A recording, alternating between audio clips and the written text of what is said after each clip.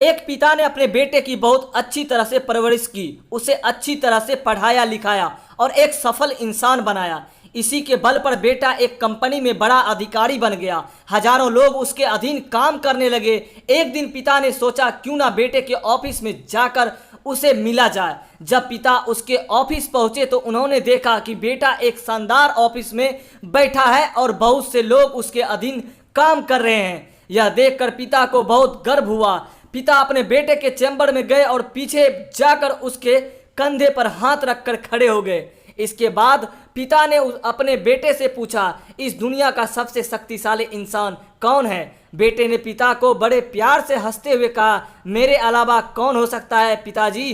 पिता को इस जवाब की आशा नहीं थी। उसे विश्वास था कि उसका बेटा गर्व से कहेगा, पिताजी इस दुनिया के सबसे शक्तिशाली इंसान आप हैं जिन्होंने मुझे इतना योग्य बनाया। बेटा का जवाब सुनकर पिता की आंखें भर आई। वह चैम्बर के गेट को खोलकर बाहर निकलने लगे।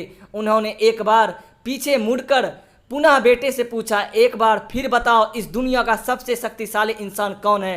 पुत्र ने इस बार कहा, पिताजी आप हैं इस दुनिया के सबसे शक्तिशाली इंसान। पिता ये सुनकर आश्चर्यचकित हो गए। उन्होंने कहा, अभी तो तुम अपने आप को इस दुनिया का सबसे शक्तिशाली इंसान बता रहे थे, अब तुम मुझे बता रहे हो। बेटे ने हंसते हुए उन्हें अपने सामने बिठाते हुए कहा, पिताजी उस समय आपका हाथ मेरे कंधे पर था। जिस पुत्र के कंधे पर पिता का हाथ हो वो तो दुनिया का सबसे शक्तिशाली इंसान ही होगा ना।